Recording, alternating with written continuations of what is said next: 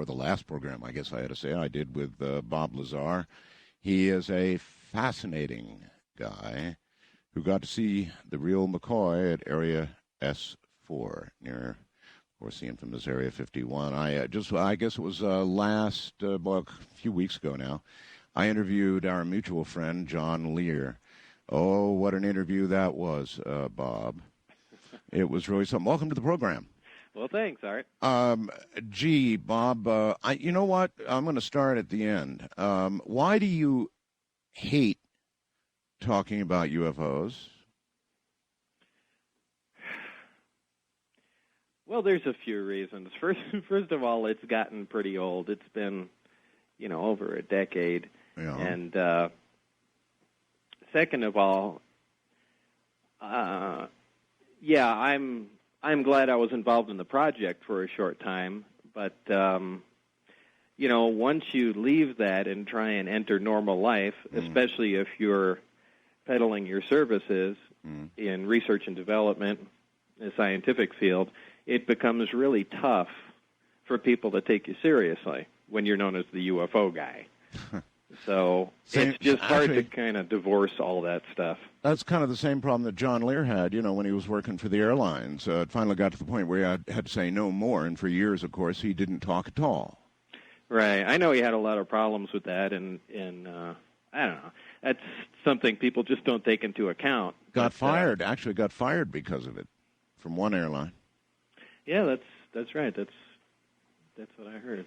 How do you now remember that special year with John, or maybe it was more than a year, but the period of time you spent with John and you went through all of that? How do you now remember that? Do you remember it fondly? Do you remember it as something you wish you hadn't done, or what?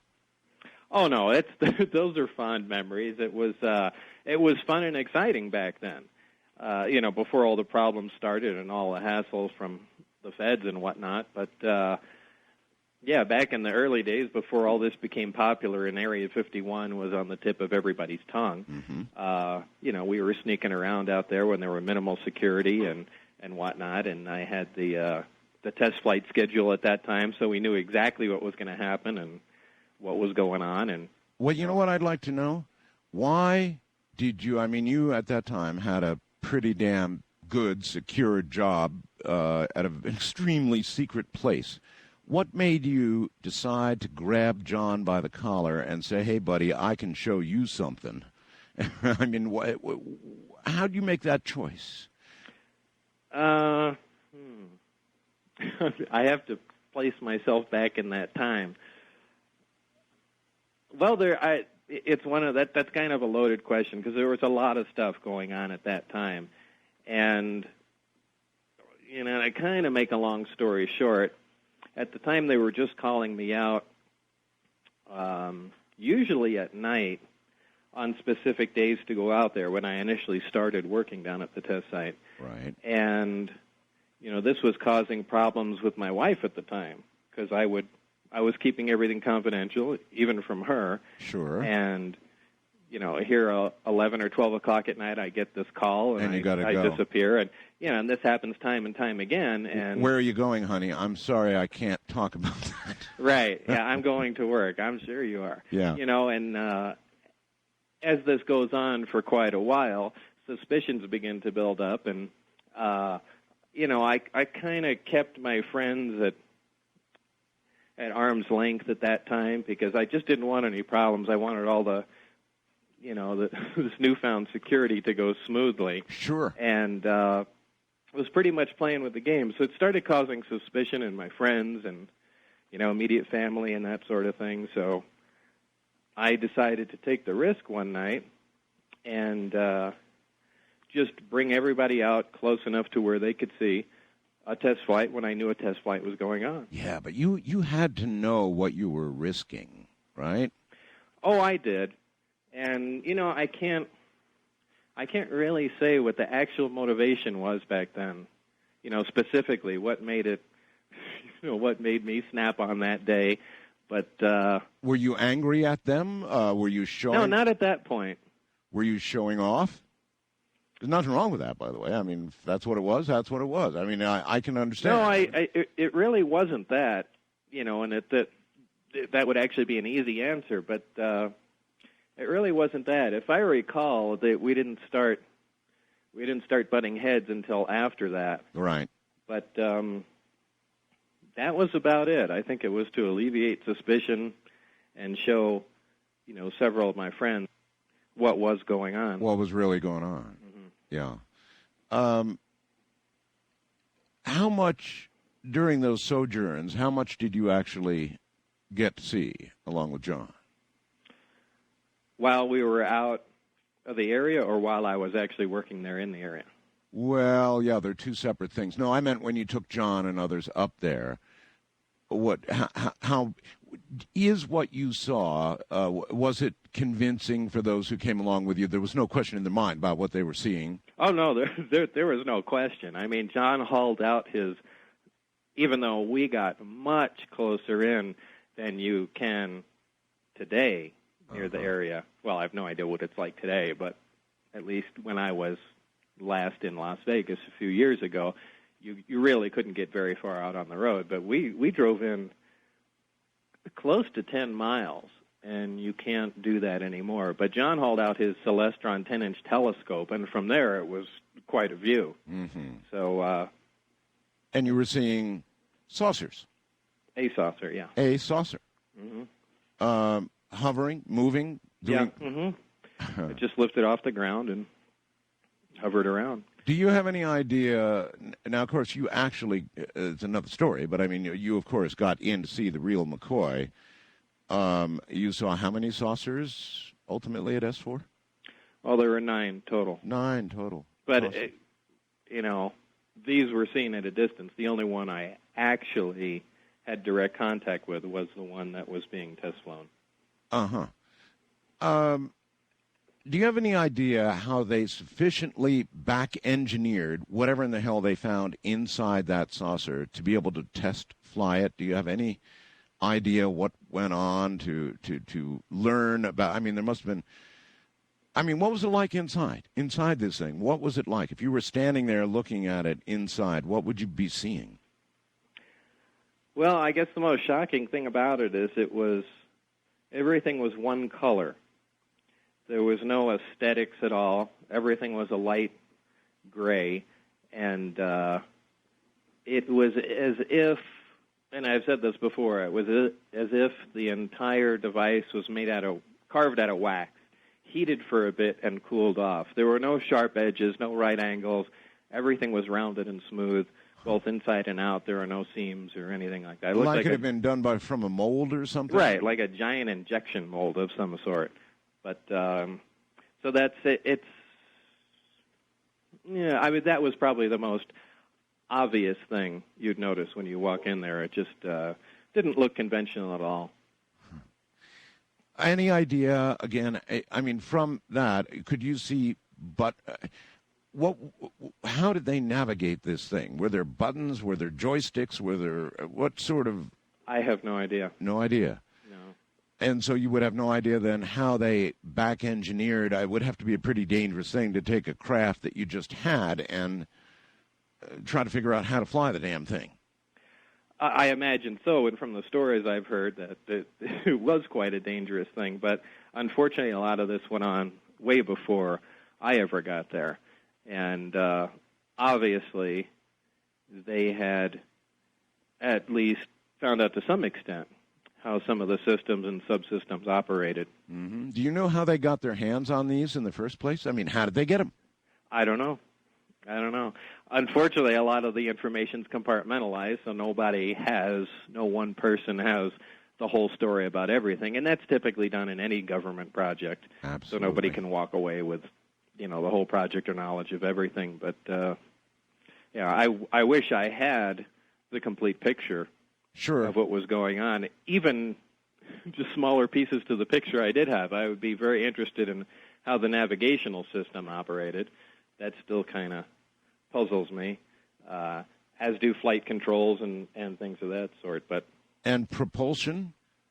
This element, what is it, 116? 115, yeah. 115. Element 115. Do you have any concept of how the propulsion system did what it did?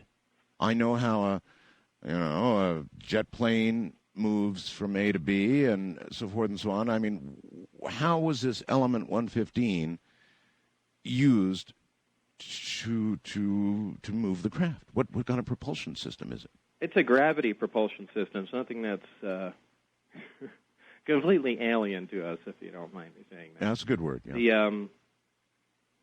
Instead of an action-reaction system, I guess the analogy I always use is if you go put a bowling ball in the middle of your bed and 3 feet away from it, push your fist into the bed and push down really hard, the bowling ball rolls towards it. That's correct. And what happens in these craft, or in this particular one anyway, there were 3 gravity amplifiers in them. And what these are long tubes that are in the belly of the craft, and they're on kind of a universal pivot type joint, to make it simple. It's actually something more complicated than that, but what they can do is swing 2 of the emitters up at one time, focus on a point in front of the craft, and cause a local distortion, and essentially the craft moves forward towards it, just like the bowling ball would. So it's it's falling into a path it's making for itself. Right. It's kind of constantly rolling downhill, so to speak. Yeah. Which is the opposite of how our vehicles travel. We always accelerate air, throw exhaust out the back, do something to propel something forward, and in the air anyway. And this essentially operates the opposite. Now, is it dependent on a local field of gravity? In other words, obviously these ships are designed to fly through interstellar space, and I wonder if they're using gravity in that manner, then how does local gravity, I wonder, affect them? In other words, the Earth has gravity, and when they're within our field, is it any different than when they're in interstellar space in terms of the way it operates? Yeah, completely. There's 2 different modes of travel. There's Delta and Omicron. Oh? And the Omicron configuration is when the craft uses one of the emitters to essentially hover on and causes that local distortion with the other 2 in front of it. Right. Causing it to move forward. This is something I've never heard before. Okay. Oh, the Delta configuration, in fact, let me take a step back for a second. That's how the craft is flown in an area of gravity.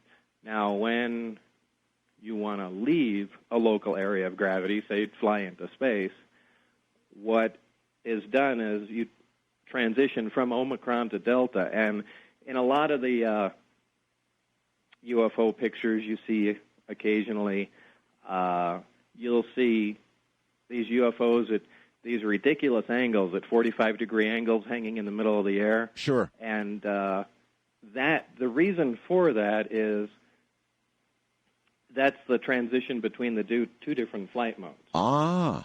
As the craft lifts off the ground, it has to fly in a gravity-free environment in space with the belly forward. It doesn't fly like a flying saucer does in a science fiction movie. The emitters focus on one point, right? All 3 of them out in space, and that's how the thing travels. So you're kind of going from a conventional mode of flight, lifting up in the air, raising the belly, and then aiming that towards your target, and that's how you progress. Bob, knowing what you know about at least the propulsion system, what can you imagine that might go wrong and cause a craft to crash, as it allegedly did, for example, at Roswell? You know, I've wondered about that for a while, and I really can't see how one of these things could crash. But apparently it did. But I can't see where a failure is going to typically occur. I don't care if there's a lightning storm or what locally is going on, unless there was something that occurred within the craft. I don't think there's any external force that's going to act on it, certainly any natural force, and cause any problems, because if you're generating your own gravitational field, you're essentially immune to everything that's going on around you. If that field should fail for some reason? Well, yeah, that's why I say if something if some defect occurred inside, or if something was done unintentionally, as far as piloting the craft, that I could see happening. But I don't buy the story somebody comes cruising in from 30 light years away, runs into a thunderstorm, and crashes into the ground. Yeah, you bet.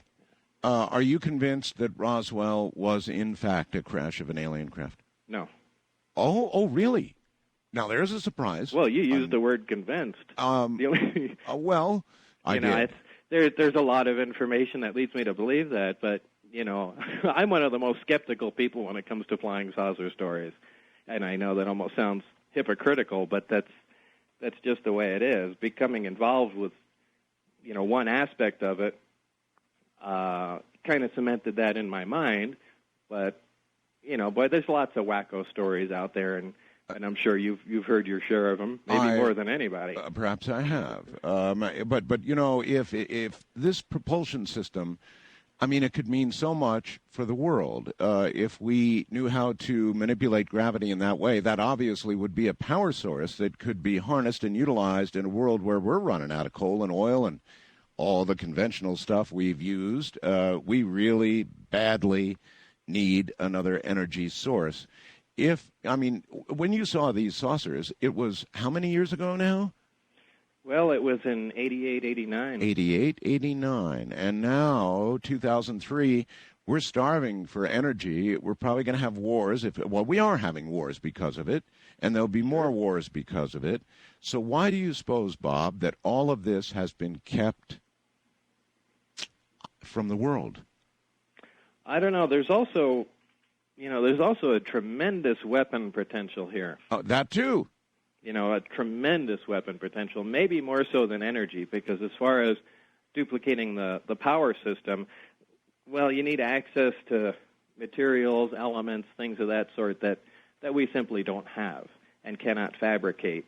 And they'd be making weapons. Well, yeah, of course. If you can control, I think I said this on my last interview with you, we have devices that can produce magnetic fields. We have devices that can produce artificial light. But, the big gap is we don't have a machine that can make gravity. There's nothing that does that. Well, either than that's a big gap in physics. Or we haven't made it public. And the question is, why is this technology still buried? I tell you what, we're at the bottom of the hour. Hold on, Bob. We'll come back and we'll jump right back into the same place. All right. The ability to create or manipulate gravity is some incredible thing, to be sure. And, Bob, we were talking about the energy needs of the world, and then you brought up weapons, and you betcha. Do you believe, for example, that they have, in fact, developed weapons using this technology and that we have them now in our arsenal?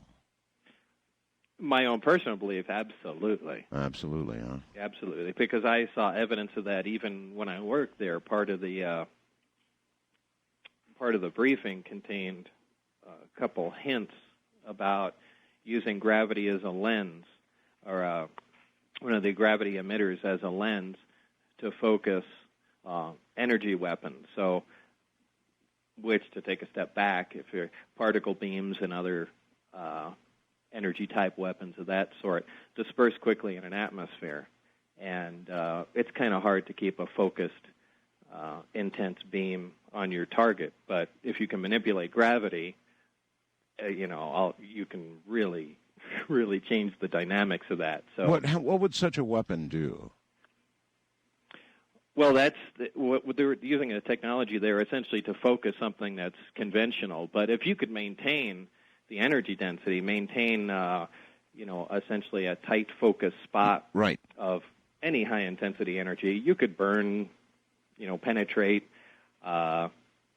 destroy different targets. But also, it's also a great defensive thing because once you start talking about manipulating gravity and you can create a gravitational field in any plane you wish, things that become possible are what we consider science fiction. Now, the popular shields in Star Trek become possible now. Well, how You can about create the not quite so as fictional suggestions made by Ronald Reagan about Star Wars? right. You got to wonder if some of what that man said at that time came from some knowledge he might have had about what was possible. It could certainly have had. I've heard several people talk about Reagan in that way, and I know he made several of those Yes, he did. speeches with making reference to aliens invading the Earth and That's right. and whatnot. But yeah, that's very possible.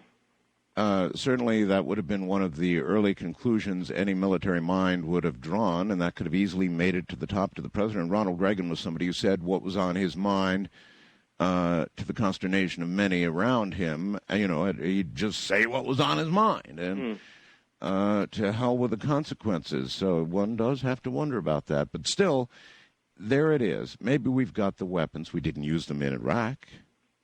No, I think these are way too valuable to use in combat. These aren't things that have been produced. If we have any, we're using the parts from the craft and their prototypes, and I don't think anybody is risking putting these valuable things into battle. I think it's, unless we've developed another source for the materials or have been able to duplicate them, in the past 10 years, I really don't see that we're going to be going anywhere with that. But who knows? Maybe by this time, research has continued and they've actually come up with something. One of the key things that John Lear did during our last interview was he said, "Hey, Art, I'm going to take you to a briefing, and you're going to get to say whether you think all of this, there should be total disclosure about everything the United States government has done since day one regarding this whole issue of extraterrestrials, what we've learned, what information we have, how we got it, what we've done with it, the terrible things government has done to protect the secrets and all the rest of it. I'm going to lay it all out for you, and you decide whether or not it should be all publicly disclosed." Everybody in ufology is screaming for disclosure. And so I'm wondering about you, Bob. If you had a litany of things laid in front of you that we had done, some of them pretty terrible, if you buy it, would you say that there should be full disclosure, or is this something better kept from the American or the world public? Well, it's not better kept from the American people because, we're supposed to be the government. We hire these guys, elect them to their positions to take care of business. Yes, sir. So nothing is supposed to be kept from us. However, there are other countries. We do have an awful lot of people in the world that just hate us because we're alive. And, if you're concerned about weapons and the proliferation of things of that sort, you do need to keep certain things secret from the rest of the world. However, it's one of the things that I had said initially, go ahead and keep all that stuff secret, but just admit, hey, by the way, a long time ago, we ran into some of these things. This technology is real. There apparently is actual intelligent extraterrestrial life somewhere else. And, we have a few artifacts, and, go ahead and release some stuff to the public. So, look here, here's a hinge made on another world. Just something generic. And, keep all the other stuff secret. But then I can also see the flip side of that. That's going to whet everybody's appetite, and there's going to be a furor over, disclosing the rest of the information. And if the government's been keeping that for secret for so long, what else have they been keeping secret? But well, yes. I don't see the government coming clean with any of this stuff. I mean, they're up to all kinds of no good. So, do you believe that there is a government behind the government, sort of pulling the strings, as it were? I don't know about that. I think ours is pretty screwed up as it is, so I don't think it needs anybody else pulling any strings. Yeah, you're right about that. But surely there is some method for keeping this gigantic secret, and not all politicians, nor even perhaps all presidents are told about the existence of that. Do you believe that? No, I think very few people know. And one of the things they told me, which was one of my first comments there when I finally knew what I was working on, how do you guys keep this secret? Yeah. And what they told me was, this is the easiest thing in the world to keep secret because it's so unbelievable. And, when you really think about it, they're right. Well, they are, because everything just gets dismissed or perhaps erased. How much anger do you have for them now? I mean, what they did to you. They virtually erased your life. They brought a steel fist right down in the middle of your life and kind of ruined things for quite a while for you. Well, I don't know. I've tried to put this out of my mind, as I fight to try and just put this behind me and forget about everything. A lot of people keep prodding me for information, and it resurfaces in my mind. But for the most part, I just try and get rid of this. At the time, sure, I was pissed off, more so than you can possibly imagine. And as my friends at that time recall, I drove around in my little 280Z with an Uzi. That's the kind of trouble I expected, and I didn't go anywhere without it. But, times have changed. A lot of time has gone by, and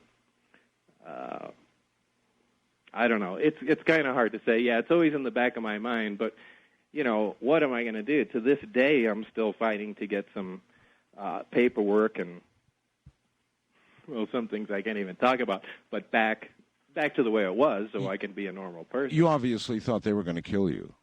Oh, no question. That was the impetus for going on the news that one night. Yeah, and the famous or infamous Channel 8 thing? Mm-hmm. Yeah. You want to tell everybody about that? Because, of course, not everybody in the rest of the country either recalls or knew about what happened with regard to that. Explain exactly how that came down. Well, I'm wondering how far I should go back. Well, essentially, after I left the project, and it wasn't really voluntary, but I'm trying to remember exactly what happened then. I think it was John. That interview took place at John Lear's house. It was George Knapp that talked you into it, wasn't it? Yeah, it was a combination of both. I think I had gone down to John Lear's house and really was afraid to go home at that time, and hid out there for a while. And John said, "Why don't you go talk to George Knapp, and maybe if the stuff's all over the news, they'll just leave you alone. It'd be your way of kind of pushing back." George Knapp, folks, is a reporter for Channel 8, the CBS affiliate in Las Vegas. And yeah, George, he was. I'm sorry for interrupting. No, that's all right. George is just a very heavy-duty investigative reporter for that station, and I guess he was sort of doing stories on John Lear at that time, and then somehow you got involved in this, and then, if I remember correctly, you were put on television in a shadow behind something, or I can't remember. Yeah, it was just a backlit shadow, so you couldn't recognize who I was, and the pseudonym I used was the name of my boss at the time, which was kind of a little smack in the face to say, "Hey, just back off and leave me alone." And apparently that caused quite a stir, and I got a call shortly after that, and needless to say, they were pretty upset with that move. Do you think John, well, I bet they were, do you think John wanted you to do it to, in essence, back him up at that point? Oh, I'm sure. At that time, I mean, you have to look at things at that time. First of all, I got into the project thinking I was going to be working on a new fighter, a propulsion system for a new fighter aircraft. Yes. And I was certainly not one of the people that believed in UFOs. These were people that were just, something to laugh at as far as I was concerned. So I already lost my train of thought. Well, let me put you back in that chair. And that night, when the interview was done, what did you say to the audience that night?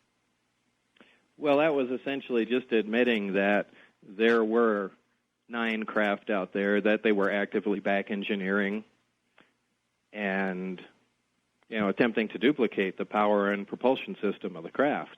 And that's basically about all that was said. I mean, there were a few details about where it was. And That was enough. That's like taking a match and throwing it on gasoline. What was the reaction like after that? it was pretty widespread. Yeah, I bet. It went all over the place. I had seen because they interrupt. Well, I don't know if they interrupted it, but it was in the middle of the 5 o'clock news. They did a live broadcast, and I've seen that exact broadcast repeated on Japanese television and in Germany. So it made the world fast. What was the nickname you used for that interview? Dennis. Dennis, yeah, that's right. They called you Dennis. It's a long time ago now. That must have taken great big ones to sit in that chair and say that on television. God. Yeah, Dennis Mariani was my supervisor at that time. I see.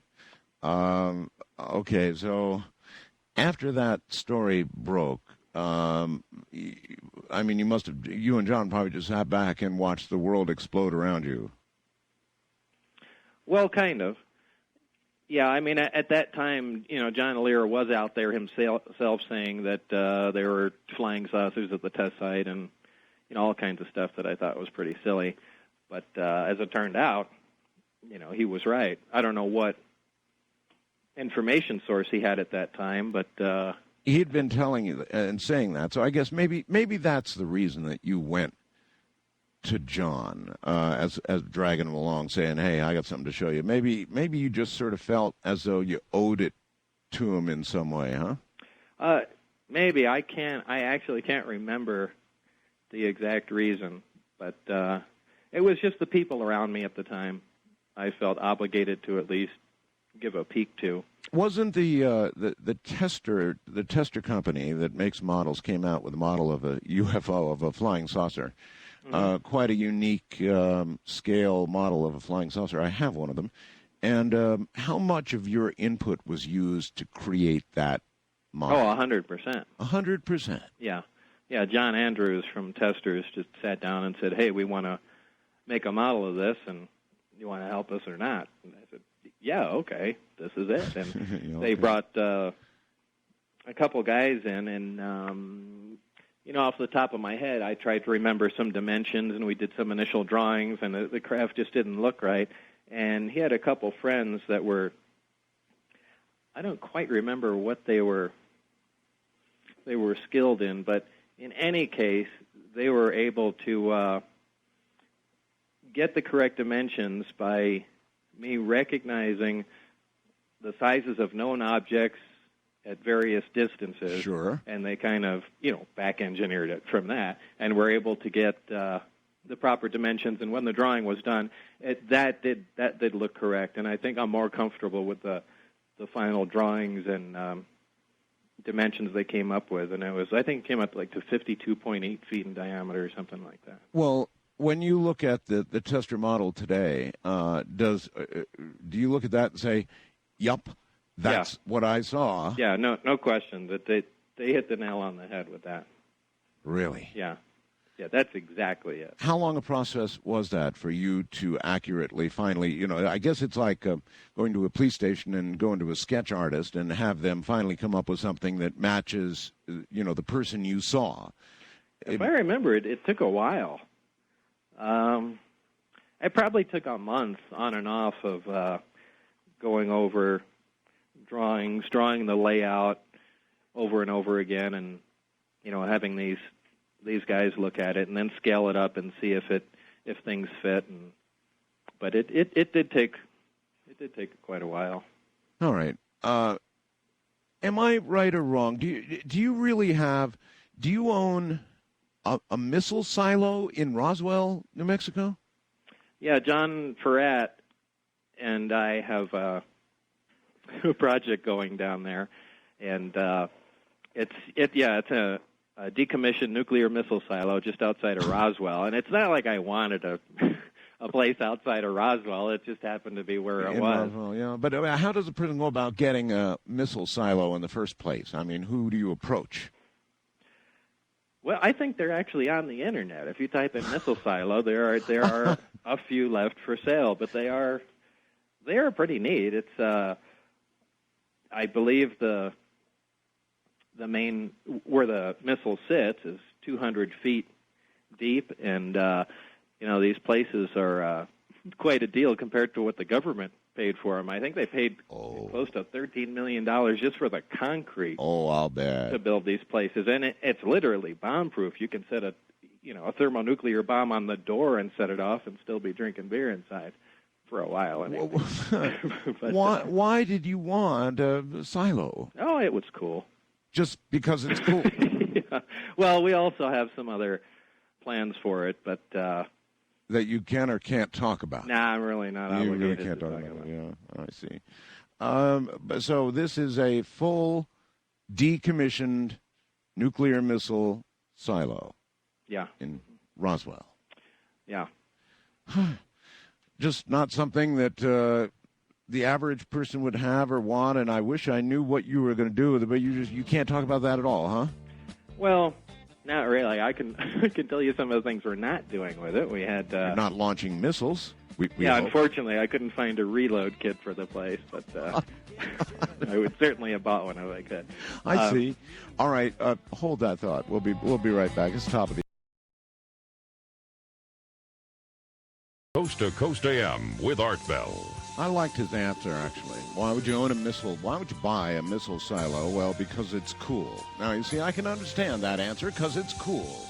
Indeed, owning a missile silo would be cool. Bob Lazar owns one, and he's pretty cool, and he'll be right back.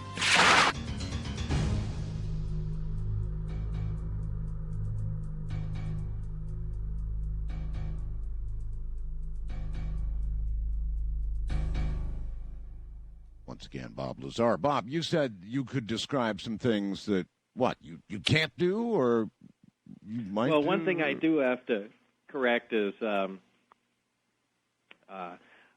partner, John Farrat, and I are involved in the silo, and John has far more invested in it than I do, so just to say that it's mine personally So you have is not, part of a silo. I guess, in a respect. I mean, but it had to be more. Well, maybe there didn't. I was going to actually put a rocket on my front lawn to impress my neighbors. I thought it'd be cool. I mean, if you're a neighbor and you see a rocket go up on a guy's lawn. So do you own a silo for the same reason? Well, you said it's cool. It is Well, cool. no, we actually have some serious plans for it. I thought you might. And, you don't invest all kinds of money just for the hell of it. But it's amazing the amount of rumors that start. And generally, for some reason, when my name's involved somewhere, all kinds of ridiculous stories pop out of the woodwork. But I think even Channel 8 carried that story in Las Vegas. There, and in fact, when I was down at the silo, we got a call from the police in Roswell. Oh. And they sounded kind of embarrassed and said, we're going to have to come down and check out the facility there. And we asked why, and there was kind of a hesitation, and they said, I know this sounds crazy, but, we have people that actually have come down to the station and said that they believe you're holding alien hostages underground in the silo. Oh. Yeah, and, because they filed the report, they actually went down. They are obligated to go check things out, so they had to come down and verify that there's no aliens being held hostage in there. They actually did that? Yeah, they did that while I was there. And now, that's a story in itself. That got reported. I missed that one. Well, that was most recently, before I moved to New Mexico. What had happened was just a random guy drove out there and was planning on committing suicide. Now, of all the places in the world this guy could have gone to kill himself, he drove down the road to the silo, parked on top of it, and set his car on fire or something like that. Okay. Anyway, the thing burnt to the ground, and the guy was dead. And prior to that, there's also wild animals, antelope, cattle, whatever in the area, and there's been a couple dead cows out there. So the connection between cattle mutilations and all this stuff started brewing in the minds of some people. So somehow it got around that I was developing a death ray in this underground facility, and that I had tested it on cattle, which is why they were dead. And, of course, a guy came driving down the road, and I vaporized his car and killed him. I Anyway, see. that's the story And that you made it. maintain that none of this is true. No, of course not. All right. But it's just amazing, the stories that get started. Well, out of nowhere. of course, you are Bob Lazar. There is a certain aura around you, and when you connect that with buying a missile silo, people's imaginations naturally go berserk. Well, berserk is a good word. But then again, you are Bob Lazar. It is a missile silo, and to be honest, you haven't actually answered my question yet about what you're going to do with it, and you say you can't answer that question, and you know that's going to feed rumors. It's got me thinking. Okay, well, all right. Well, I just can't help that. Yeah, Bob, over the years, especially in that time period when you were with John and the whole thing was coming down, how much, and you've done a number of public interviews, several with me, how much is left that you can't talk about? Can't, or unable to? concerning the UFO The whole thing, yeah. information. Yeah, Not a whole lot. but some. There's just a couple little tidbits, and I think I've told you that before. There's a couple things that I need, and this isn't to burn anybody and hold information back, but it's in case somebody claims that they were involved with the project or work there. There are a couple things that only those people will know, and any time that anybody brings those up when questioned by me, I'll know. Right. So that's the only reason. There's just a few little bits and pieces of information here and there. All righty, then let's go down that road for a second. I mean, there are others like you, Bob, who worked out in and saw all of that.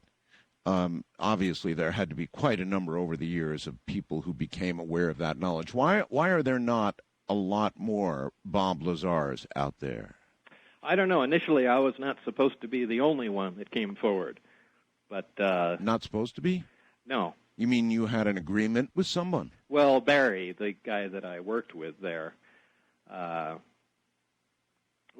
supposed to additionally come forward, but that apparently never happened. So I was left out there in the dark. Twisting in the breeze. Mm-hmm. So Barry, I don't know what happened. So this Barry had promised you he would step forward with you. Well, kind of, and I wonder if it's wise really to comment too much on that, because I don't know what Barry's situation is now. But we had talked about things. But if somebody were to come forward and claim they had seen what you saw, they also know it to be true because they worked there, you would have a couple of questions you'd be able to ask them that would verify the authenticity of it. Sure, instantaneously. Instantaneously. Yeah. All right. Now, why did you move? I mean, you've been a very long-time desert rat out here in the Las Vegas area nearby me, and, of course, the infamous Area 51S4 and all the rest. I mean, you lived here so long. Why'd you move?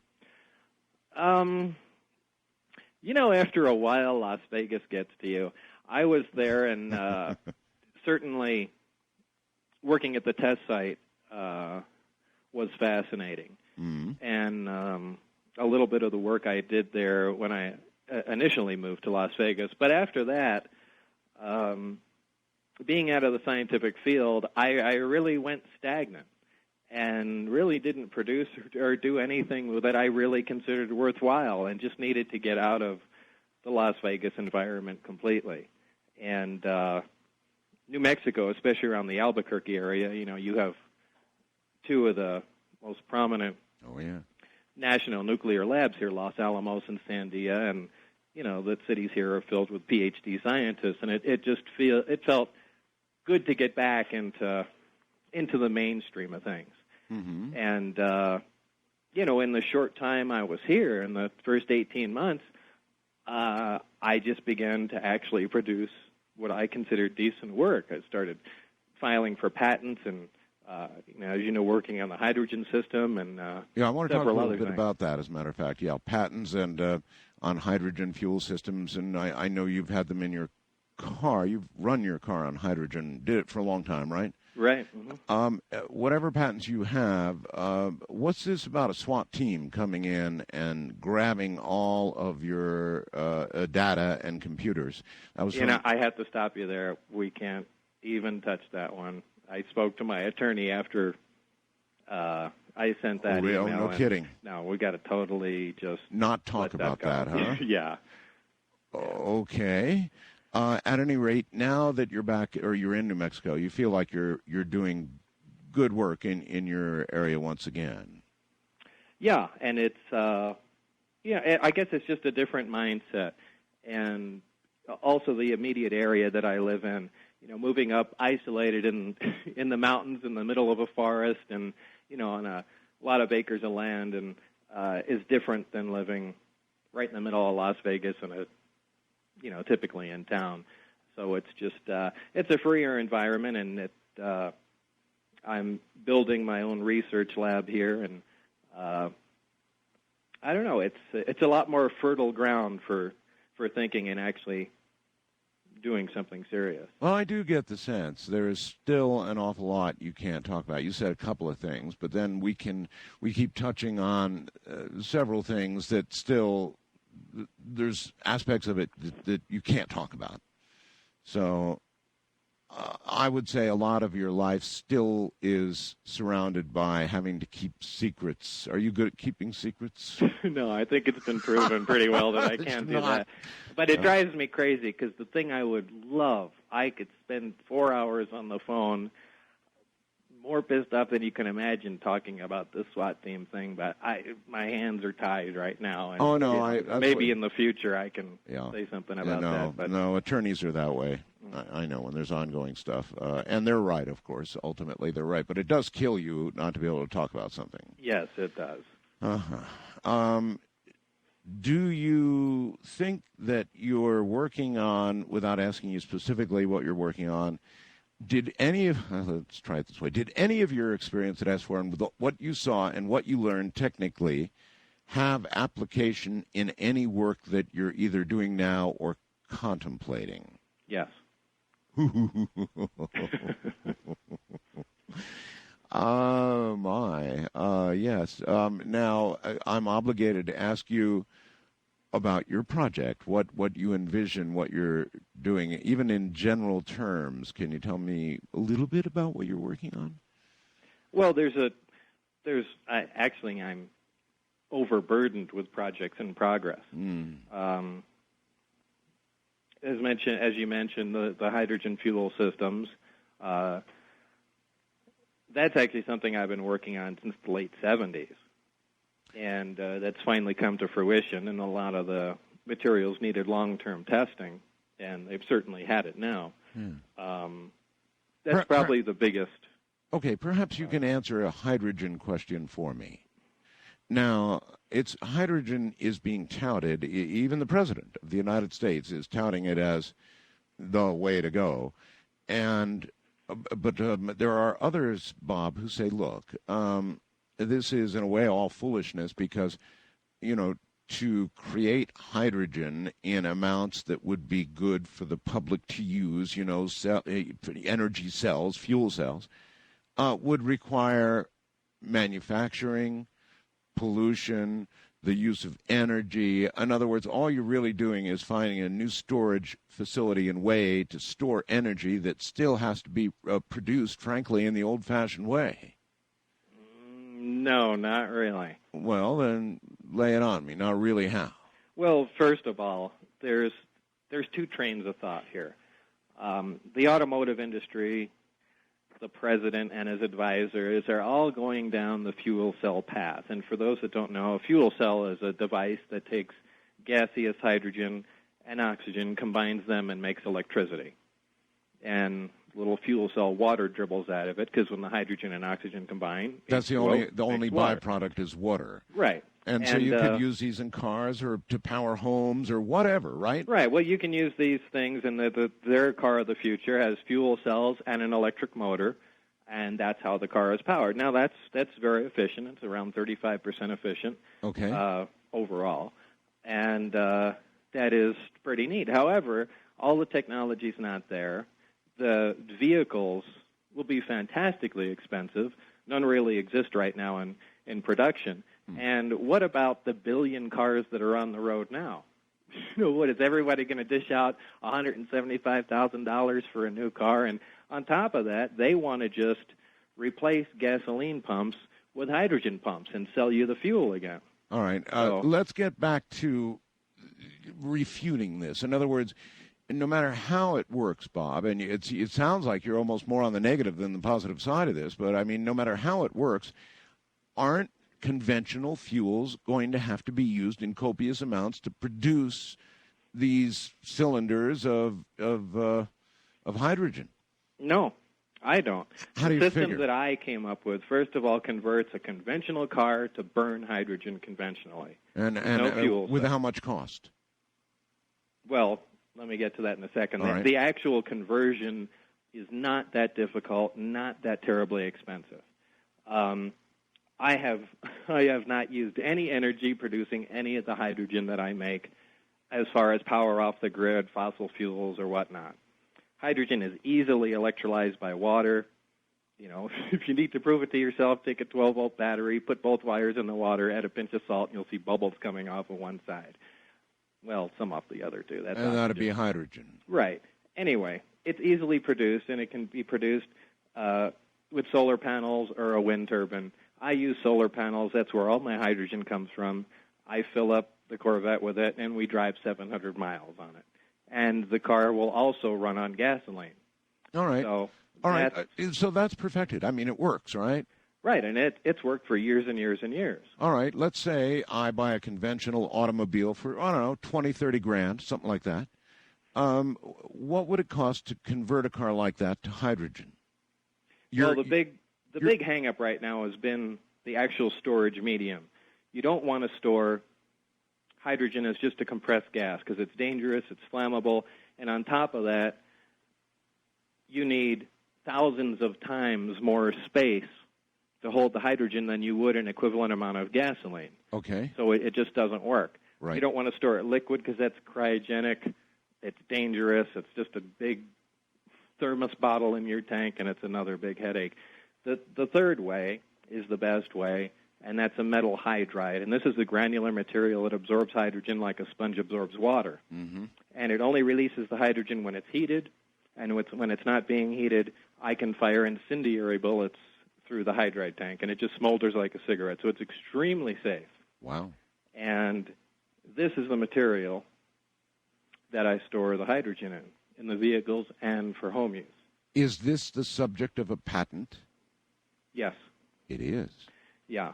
Now, there are various hydride materials, and some were actually very difficult to get a hold of because some of them, like lithium-6 deuteride, which is a hydride, actually, well, the material I use is a hydride, the only use for that material is in thermonuclear bombs, and it's restricted, obviously restricted for sale. Yes. And the only reason some of these hydrides are manufactured was for the weapons industry, and they're done so in such small quantities, the cost was very high. For instance, to convert the Corvette just for the tanks of hydride, we were looking at $15,000 without the hydrogen conversion itself. So this is, that's a pretty large price tag. Out of line right now. Right. But if this whole thing were perfected and you had access to the materials and it were done in mass, I'd like to get some idea of what it would cost to convert. Well, we've been working with the hydride manufacturers, and they promise a 70% reduction in cost in volume production. So, does that make it viable? Very much so. I mean, wouldn't you pay between $4,500 and $6,000 to have your car converted?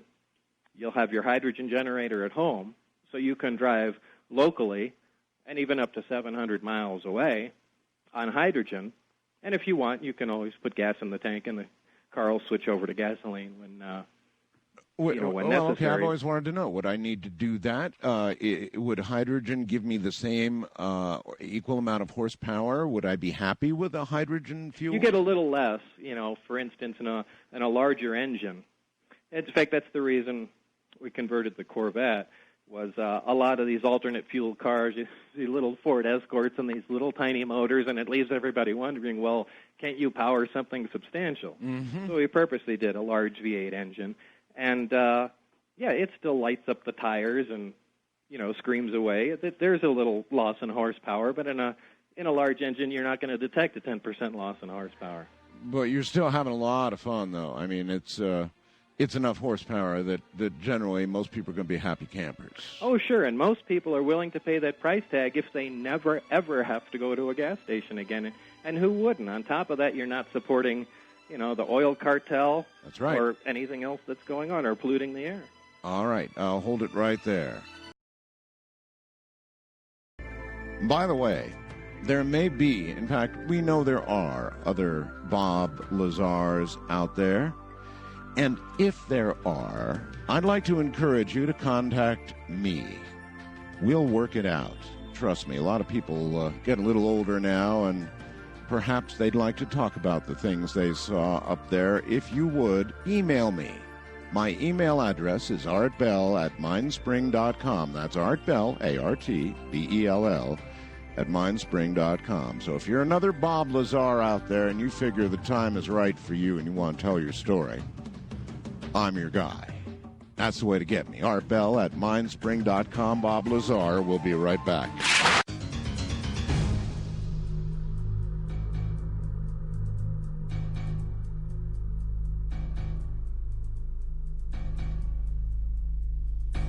And by the way, it's probably going to screw up my little scenario pleading for some more Bob Lazars to come forward. But out of curiosity, Bob, tonight all across the world, people who have been involved up at Area 51 S4 have seen what you have seen. These people, they're probably listening, Bob.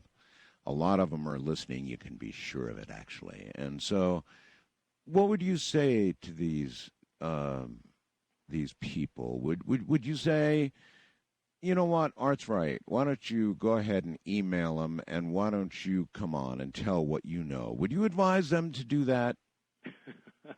No. No, I knew you'd screw it up. Don't tell anybody what you know.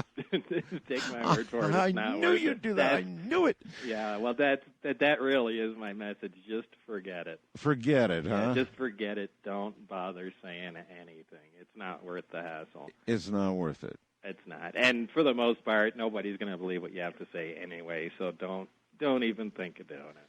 Oh, thanks for the help. I'm sorry, but you asked. Yeah, and I knew, I guess, what I was in for. Okay, well, I know, but still, all right, but let me take the other side of it, Bob. Let's fight this a little bit. There's a lot of people out there, like Stephen Greer, who I'll have on tomorrow night, and they really do make a compelling, damn strong case that, gosh, darn it all, if we've been visited by aliens, if they've really been here, if we have their craft, their technology, and even bodies, and this is such an incredibly large story, so important to the human race, that nobody has a right to keep anything like this secret, and it should be told, it should be out in the open, and if these Bob Lazars don't come in and talk to me and others, then how in the hell are we ever going to find out? Because you said it yourself, the government sure isn't going to tell us. Yeah, and I agree with that completely. Well, then how can you say that? Well, from personal experience. Yeah, in other words, that's you're not really a crusader at all, are you? No. You're not. No. I'm not involved in UFO research. I don't follow the stories. I don't do lectures. I don't. I know you don't. I don't do any of that stuff. I try and put it behind me. And a lot of people really, have the drive to get this stuff uncovered. But generally, those are the people that haven't been involved with anything. And sticking your neck out on the line really does change your life forever. And it's not a positive thing. People really get the wrong impression. They think that this is a big boost in some way to you, and it's not by any stretch of the imagination. So why would I recommend somebody do that? Well, a lot of people, Bob, think that, when they have these reality TV shows and people line up for blocks and wait 2 days through the ice and the cold to get a chance to be, have FaceTime on television. We do live in that kind of world, and so some people suspect your motive is that. But but I hate being on TV. I hate doing interviews, and I don't do lectures and all that. How could that possibly be my motivation? Yeah, that's right. Well, I believe me, I do understand. Do you have any knowledge? Diane up in Washington wants to know. I get a computer message every now and then, a lot of them actually. Do you have any knowledge, it's a good question, of any agreement between any group of aliens and humans or the U.S. government? Do you believe that to be true or know it to be true, that there is some understanding?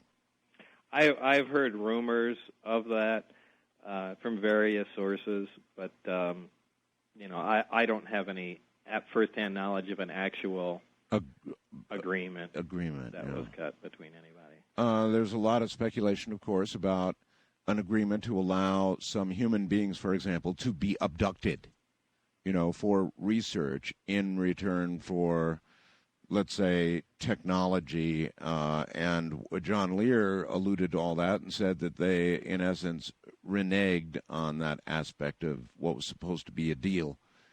Of course, to make you'd never make that kind of thing public. If you had made a deal to shuffle off some of your citizens at random to guys who are going to do God knows what to them, chop them up, cut them up, whatever they do, you could never talk about that ever. I don't know. I find that kind of hard to believe. So then John has gone too far for you. Is that right? I'm sure he's listening. Yeah, I'm sure he's listening. Yeah, John knows he's gone too far for me. John's convinced that there are people living on, or some sort of beings living on Venus and some other local planets. That's right. And that drives me crazy. Does it? It absolutely does. And a bunch of the things he says. Well, he's convinced there are artifacts on the moon, gigantic artifacts on the moon and Mars. And others have said that as well. Richard C. Hoagland and others have said there are things on the moon. In fact, you know what? There's a speculation that the President of the United States, George Bush, is about to make a speech in which he's going to say the United States is going to go back to the moon. There's going to be a shuttle mission to go back to the moon. I heard that. Yeah. I heard he's supposed to make some sort of announcement. And we would do it presumably with a shuttle, which is really interesting. How are you going to get the shuttle? Don't ask me. I have no idea, but that's what I'm hearing. And actually, I've heard Mr. Hoagland say it's possible. I mean, if they used in other words, once, I think Richard has said, or someone said, once you get into orbit, you're halfway to anywhere. Well, sure, but if you want to actually get on the moon, it's a different story.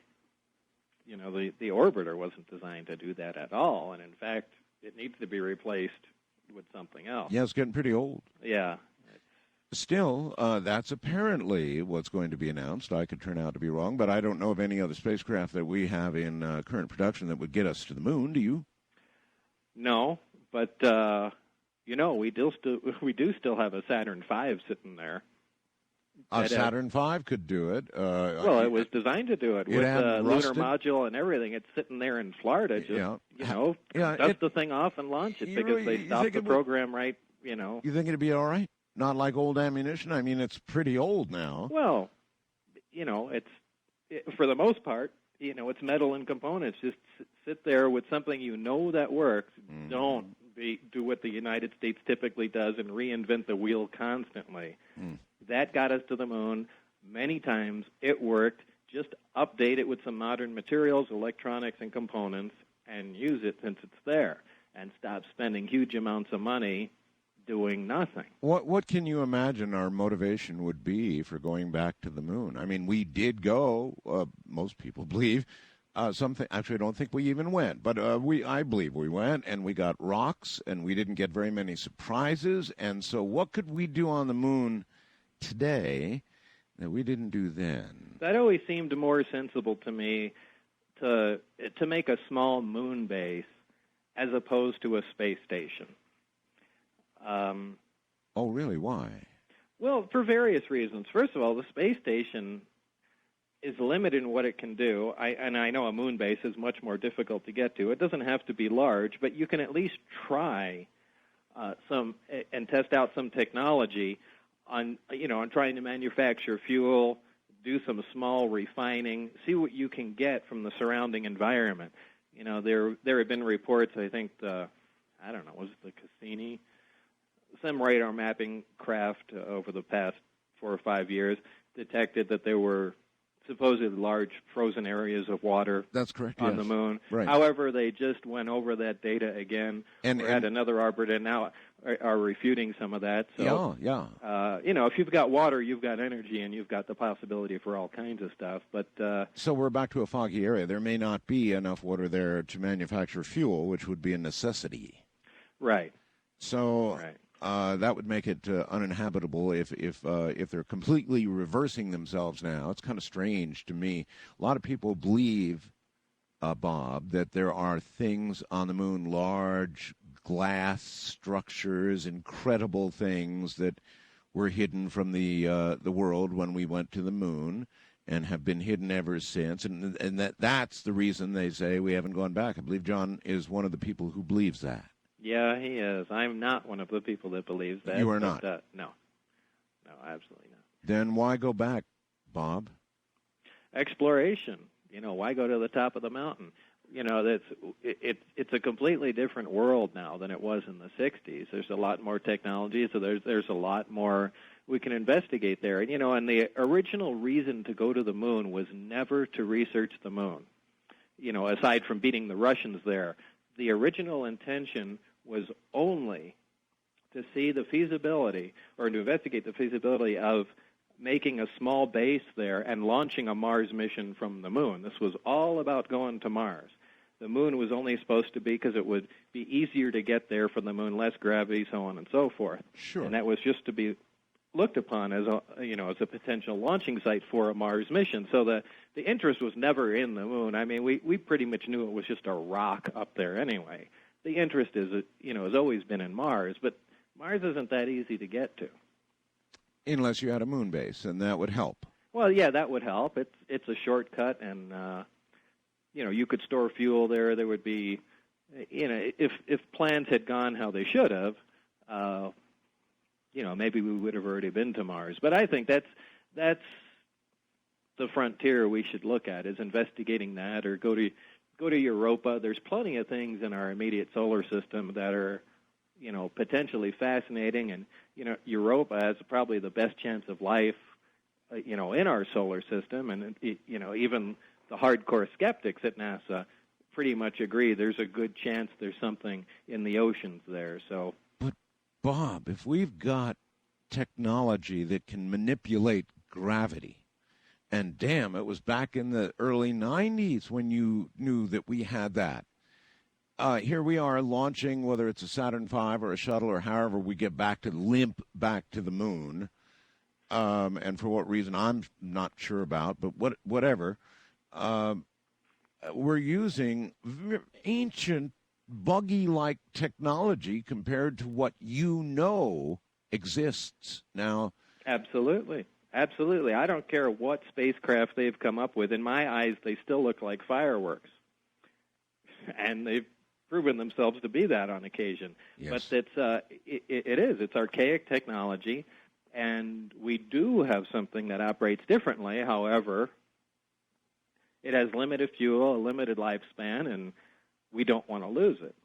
So as far as I knew at the time, we couldn't even come close to duplicating even the most basic parts of the device. So what are you left with?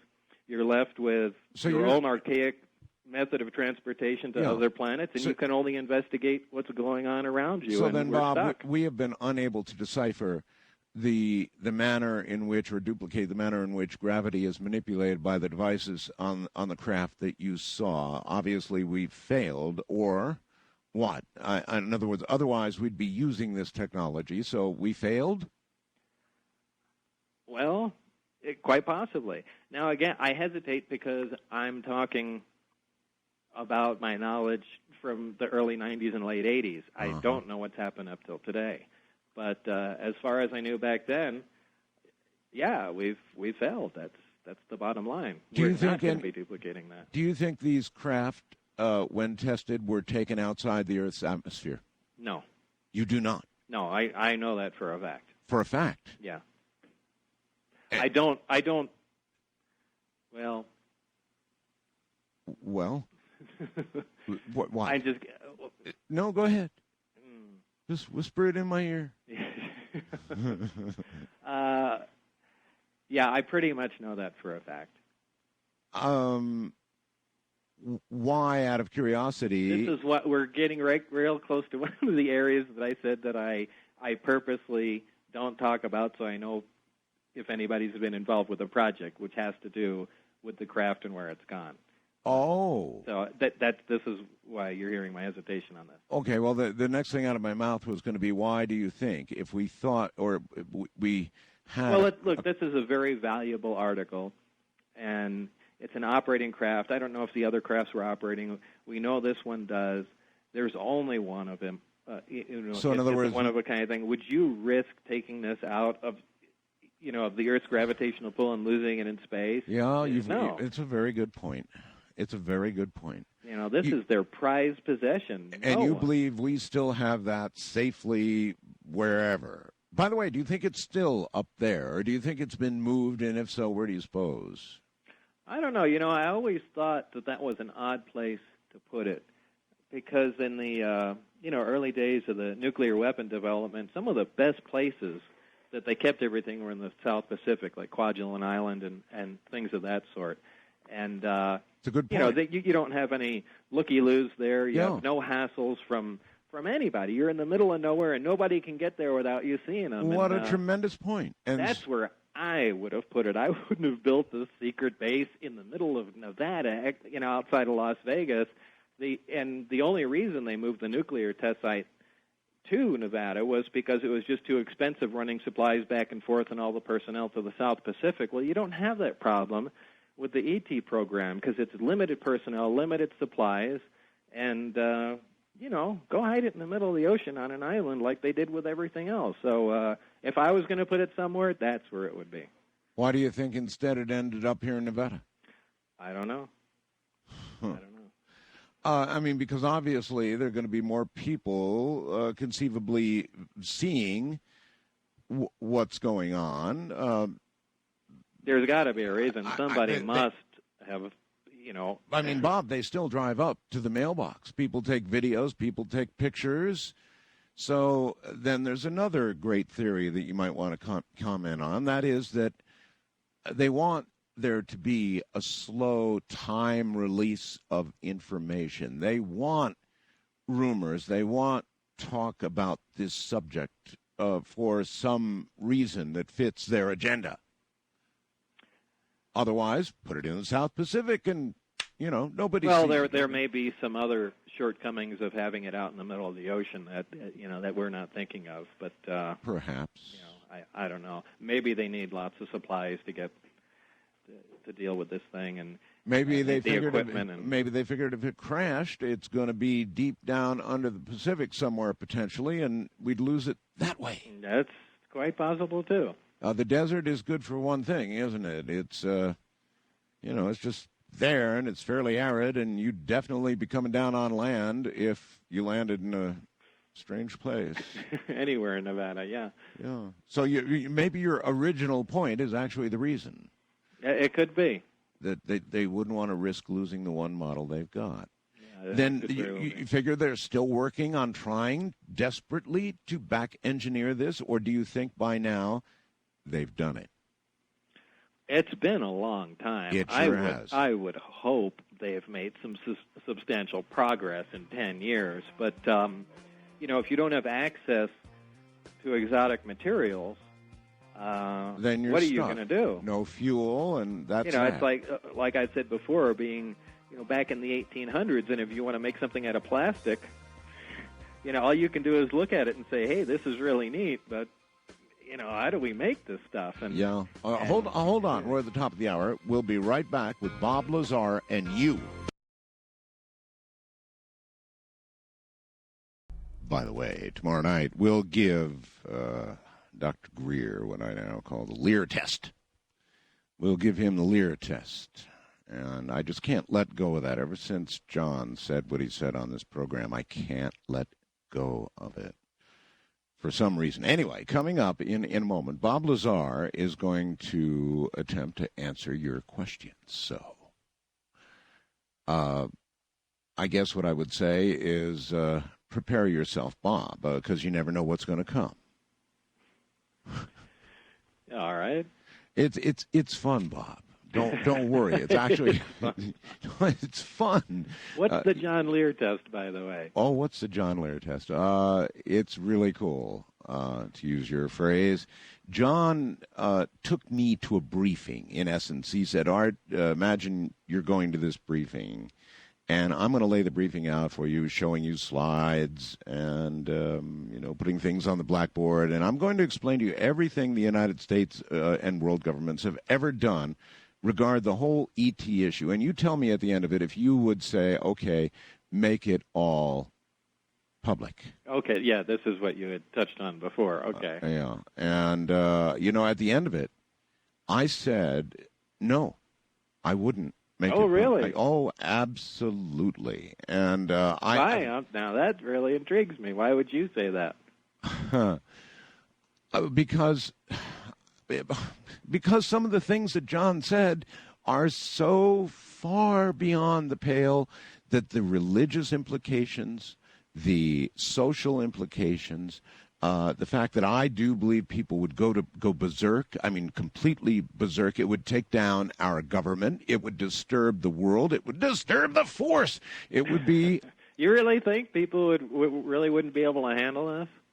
Well, you've got to remember now that the test was given from the John Lear perspective. And remember that John believes a lot of things to be true that you don't, right? Yes, I am quite aware of And that. so to take the John Lear test, you've got to take what he says as gospel. In other words, here's what some of the terrible things we've done, really terrible things.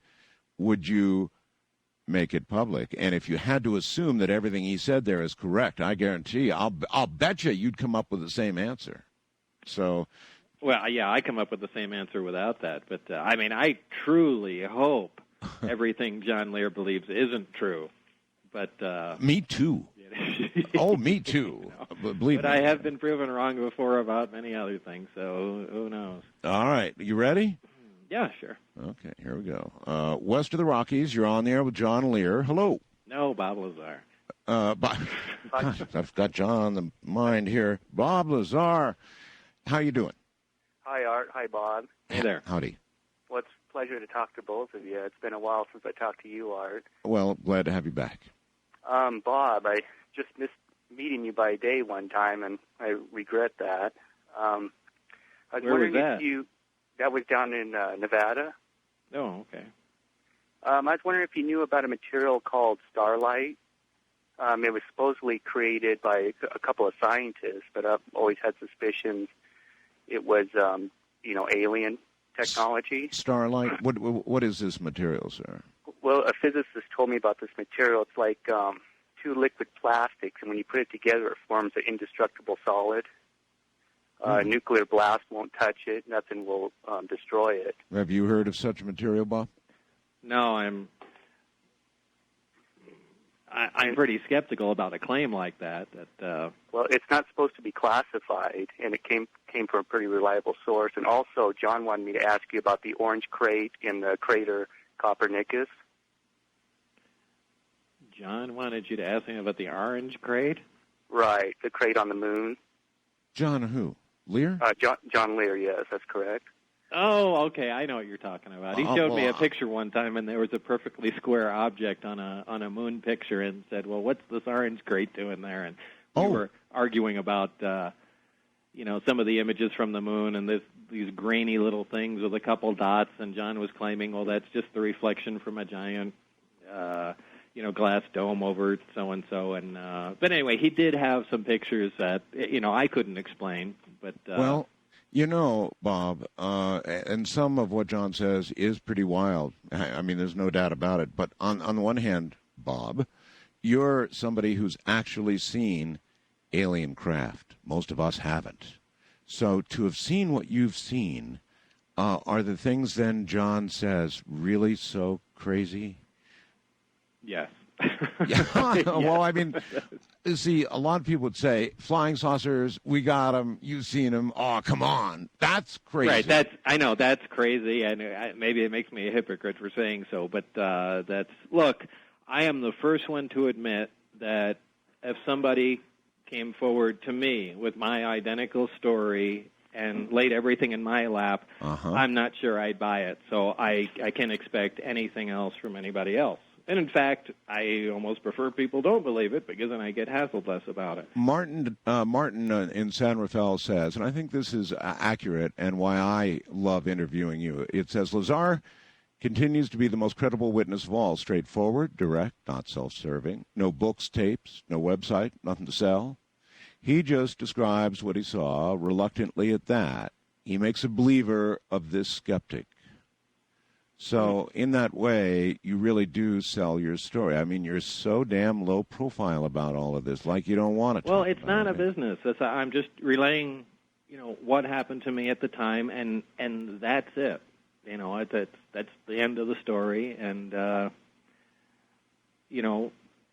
where it's gone and why how all this stuff came about is beyond my scope of knowledge, and I don't profess to know anything that I haven't been exposed to, but I will stand on what I have seen, and I've got that, but I mean, as incredulous as it sounds, why not believe other incredulous things? I mean, if there are saucers here, if there were bodies recovered, if we actually have aliens, then certainly some of the stories about aliens could easily be true. Well, and maybe so, but you don't know. Art, I'm spoiled. Yep. I had some things verified to me and had hands-on experience. I got to touch them, I got to see them, I got to analyze them, and said, okay, this is real. Now, for the layman or researcher or whatever that hasn't, everything is in the same category to them. It's all conjecture. Yet I've had some things proven to me, and I hold on to those like an anchor. Okay, I know this is real, but I don't know about anything else. I don't know if Betty and Barney Hill were abducted, but they have a compelling story. I don't know if the Roswell crash occurred, but that's a compelling story. Some of the stories you hear are totally illogical and don't make sense, and to me, they fit in the category, you try and maintain an open mind and remain scientific about it, but you have prejudices in either direction, as most intelligent people do. And, there is, I don't believe everybody that says they were abducted was abducted.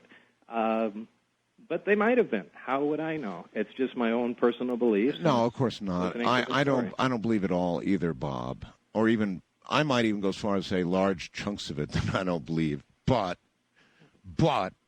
some of this I do believe is true, and based on what you saw and you know to be true, then it's not too hard to imagine that there was interaction. We might not know the exact parameters of that interaction, but there was interaction with aliens. Chances are there was, yeah, in some way, shape, or form over a period of time. By the way, on another note, I get so many emails about this.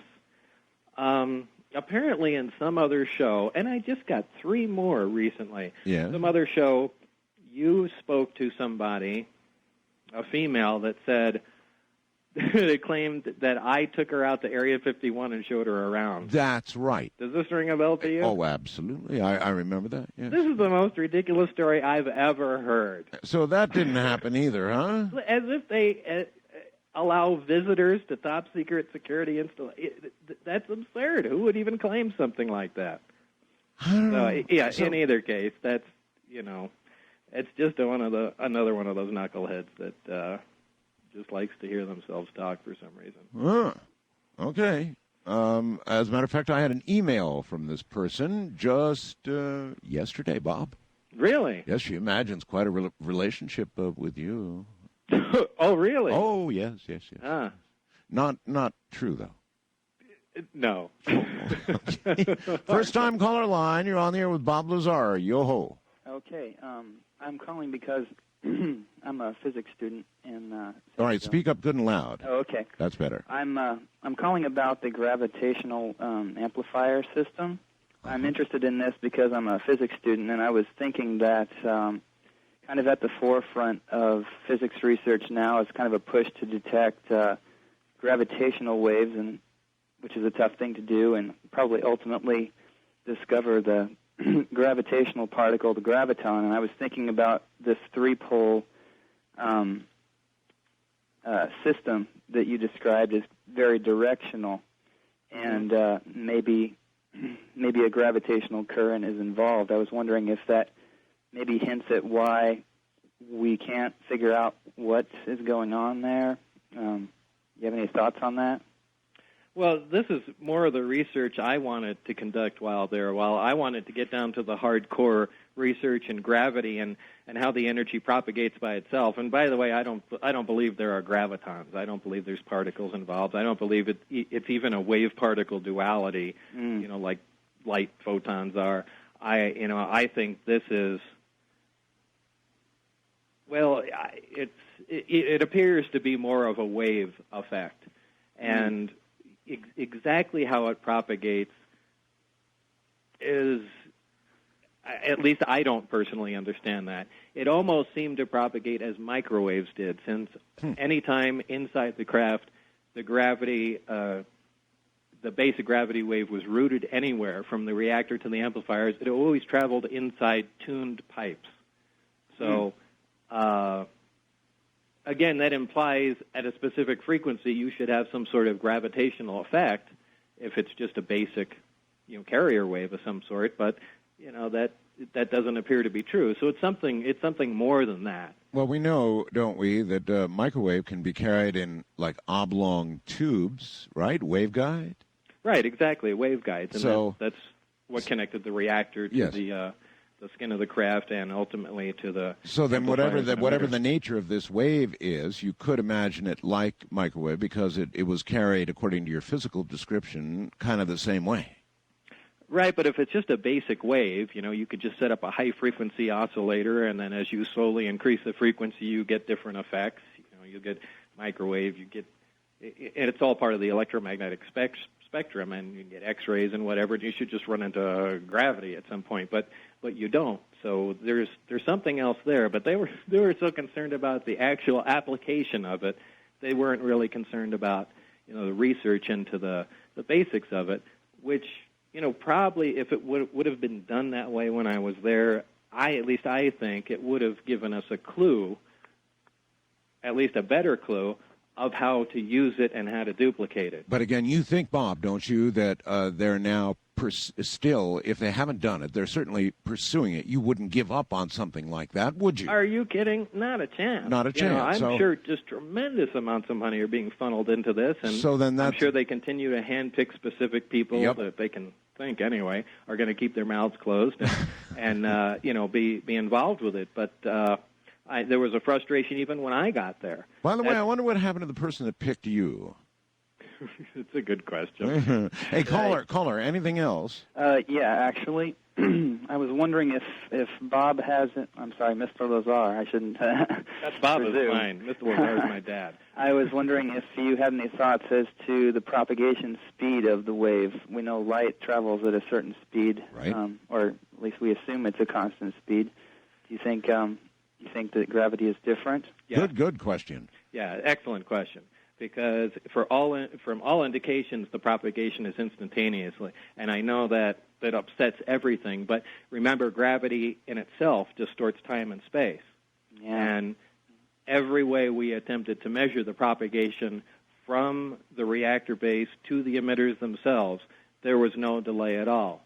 And so, I believe that I don't know if the wave is actually propagating instantly, or the fact that it's a gravitational wave is distorting the time-space around it and making it appear as it's an instantaneous propagation. But those are the results that we got. Bob, you said you actually measured no delay at all. How carefully was that measured? I mean, no delay at all is quite a statement to make.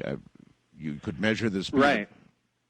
So There was no delay at all, and we again envisioned other potential uses. Here's I'm sure. look at communication to Mars is still a flat 20 minutes between our little robot orbiters and things of that sort. Here you have the potential, if in fact there is instantaneous propagation of gravitational waves, here's a fantastic communication device where there's no delay, where you can talk in real time at great distances. So obviously there's just tremendous implications of this technology. Even time travel.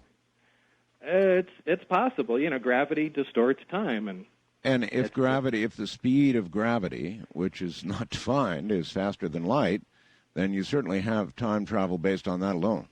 Well, like they say, time travel is a lot more common than you think. Time travel to the future happens all the time. All you have to do is stand there.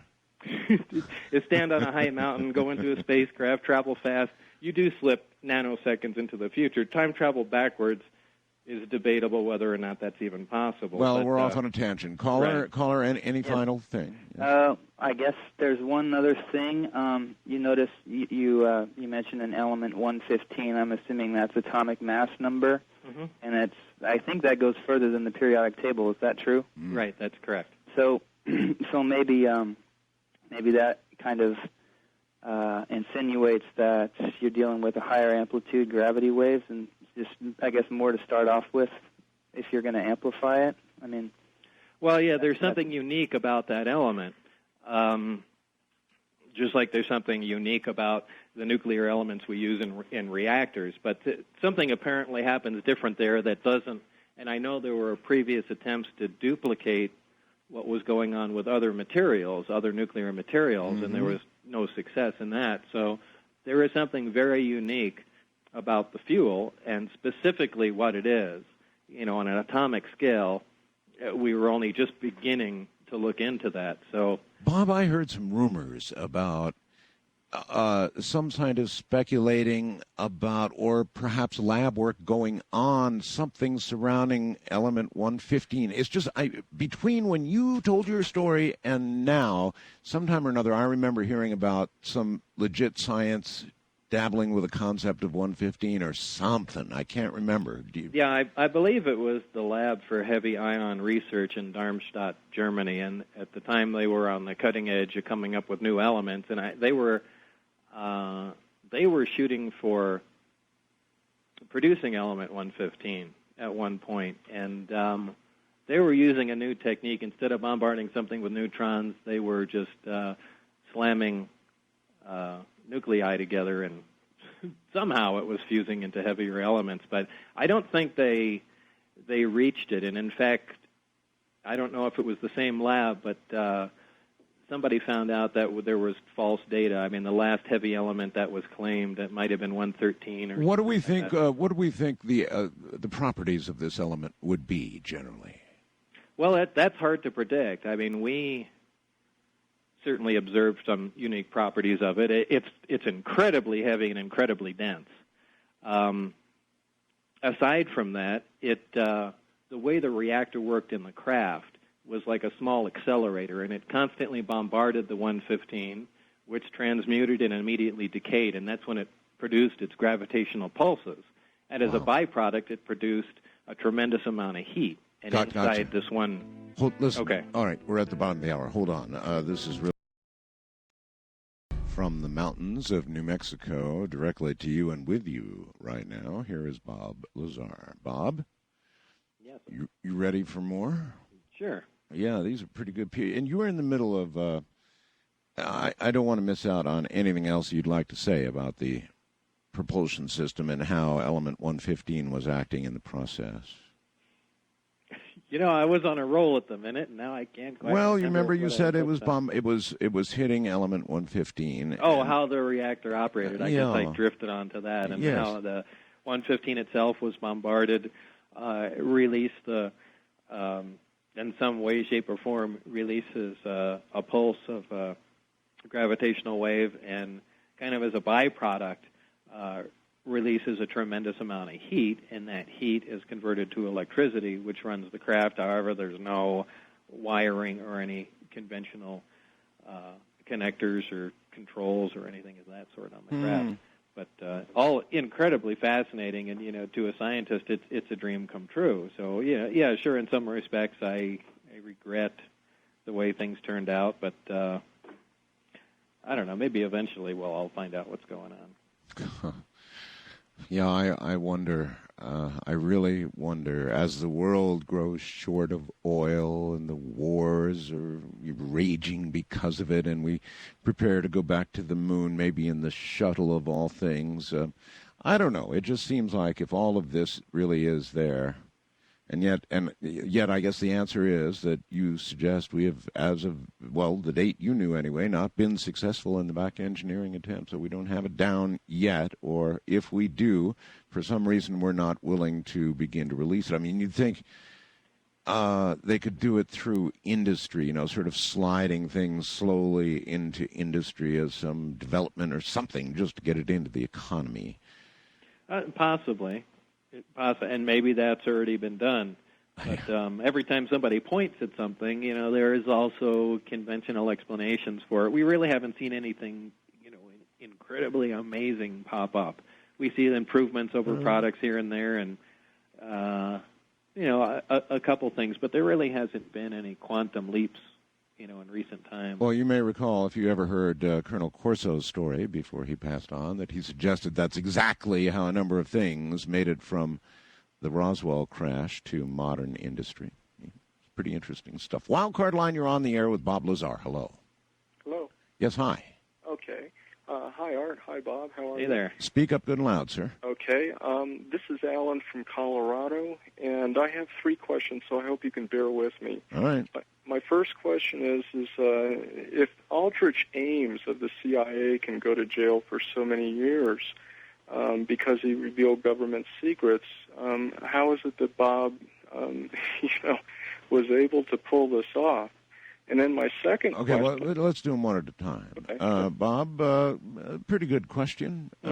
If you'd been revealing secrets of the magnitude that we've been talking about tonight, well, of course, I can answer. Well, what would you jail me for?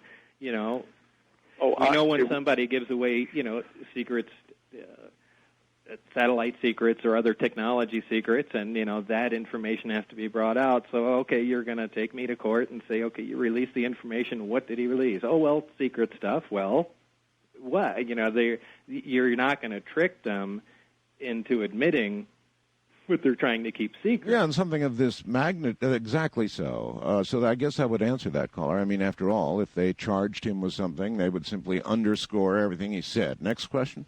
Okay, the next question is, are there not simpler ways to create gravitational propulsion effects, like with scalar waves, possibly? I mean, we're talking element 115.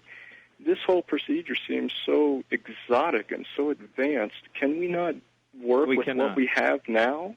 There have not been gravitational waves produced in any other method, and there are claims as such all over the place, and people say you can do it with these Mercury engines. I've heard scalar waves. I've seen, all of that data. The bottom line is it's not real. Next. Okay, last question. T. Townsend Brown, John Searle, Victor Schauberger with his Vortex technology, John Keel, Otis T. Carr, all these researchers, which this relates to the second question, and I think I know how you're going to answer it. How do you feel about what they've so-called contributed to gravitational propulsion technology? Contributed where? Where is it? Show me one.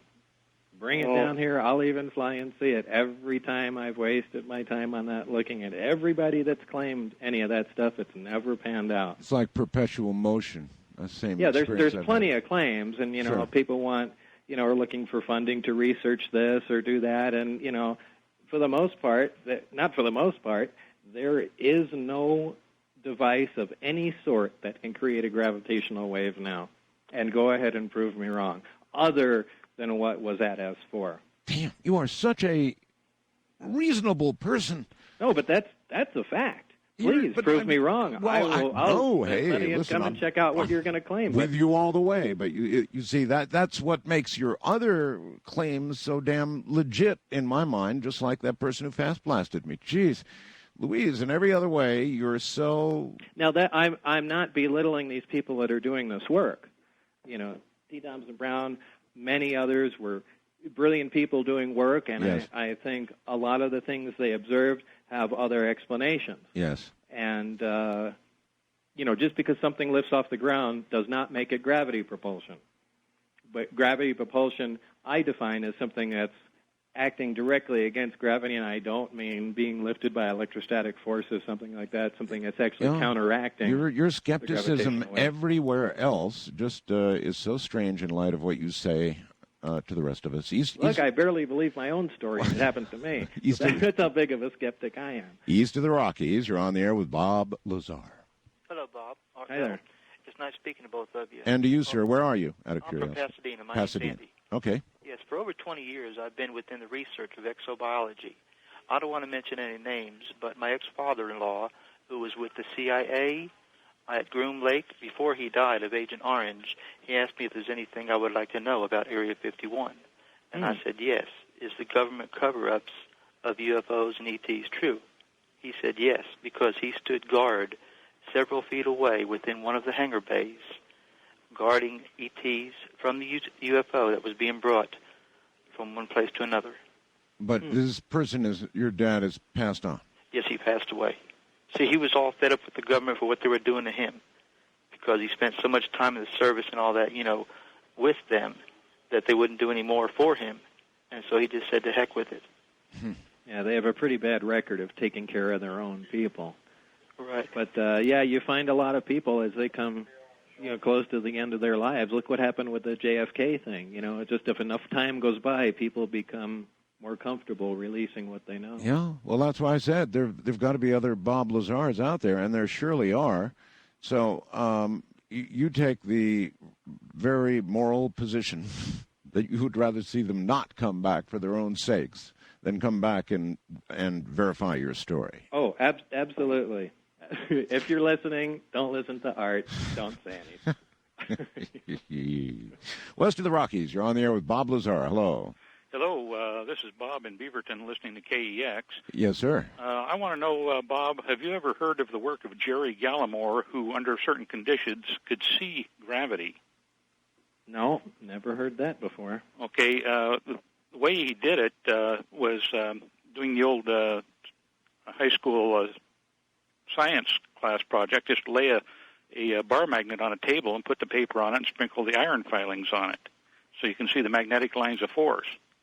Okay. But Jerry was a Native American and something of a shaman, and around the center point of that magnet, he could see a halo of energy that was gravity. Okay, and here is where Why does he think it was gravity? The metaphysical meets science. Well, regardless, he thought that. So do you ever wonder about that at all, Bob? I mean, the entire metaphysical world, maybe it's all hooey, and maybe it's another one where you can say, prove it to me first. But, boy, I'll tell you, there's some good stories out there. I hear them all the time about things that we simply really don't understand regarding the afterlife. And I'm sure that is true. You know, to be so bold to say that, boy, we have science handled and we pretty much know what's going on and everything's cut and dry, and you know that is so far from the truth. We aren't even at the tip of the iceberg as far as knowledge about everything around us, and you know, talk about the metaphysical stuff. We really have no idea what's going on, and a lot of these things that you know people think are silly. You know, and things that I may laugh at may actually turn out to be true. Oh, yeah. So there's going to be a it's place. important to keep an open mind. There's going to be a place, Bob, where the metaphysical or something in the metaphysical square on meets science, and science suddenly will say, "Oh my God, there is another side," or "Oh my God, we really now suddenly have proof to some degree of a soul, some way to prove something in the metaphysical." Who knows what it might turn out to be, but somewhere science and metaphysical will suddenly meet. I predict it. First-time caller line, you're on the air with Bob Lazar. Hello. Hi, this is Ken in Salt Lake, Hey. and I'm just loving your program. You guys are both wonderful. Thank you. I have an observation and a question. The observation is in Encarta, in Microsoft Encarta, in the encyclopedia, there's a reference about element 115. If you go into 1976, look under physics, 1976, it talks about element 115 as being present in a meteorite that came into the Earth's atmosphere. Oh, really? And also the heavier elements. Wait a minute, sir. Wait. Where was this again? In Encarta, which is the, I guess that's the, what is it, the encyclopedia that you get for your computer from Microsoft. Really? Get a Microsoft Encarta, and you go to 1976, where under and they're physics. talking about a meteor that had element 115. 115, and they were able to measure it and deduce that it had element 115 in it. And also, the other reference is for 116 through about 124 at the end of the article. It says they were measured in mica schist that was in Africa. Wow. So in mica schist, which is, I guess, a rock formation, there's trace when they bombard it with a Van de Graaff generator at high energy, gives off a pattern of atomic, some signature that shows that those elements were there. The logic is there. They talk about it. Well, Wow, that's really Yes. interesting. Now, this isn't Encarta. We're not talking about something that's on the Internet. Yeah, we were talking about Encarta that you'd buy for your computer, which is a encyclopedia from Right, Microsoft. on a... It comes from Microsoft, right? Yeah, Okay, it's well, a Microsoft software program. You just And, put it in and your what did you computer. look up to find this? Under physics, 1976. all right, great. And at the bottom of the article, it's in there, the reference. Okay, the other question I have, the only question I have All here right, is... stop for a second. Out there, if somebody would be so kind as do the research, email it to me. I'll have it by tomorrow night. Continue, sir. Okay, let's see, one other question. That is, I heard the rumor that somebody had tried to open one of the reactors somewhere on the facility there. Somebody made that suggestion and that there was a atomic explosion underground. Do you know anything about that? Yeah, I heard that, and I heard that officially, too. Oh, really? Yeah, that was one of the things that was told to me. In fact, that was one of the reasons why I worked there, because I was allegedly replacing one of these people. So the previous Bob Lazar got a little too close to what was going on, apparently, and from what I recall from the story, I believe it was in March, and I don't remember the date, Yes. but it was announced as a nuclear test.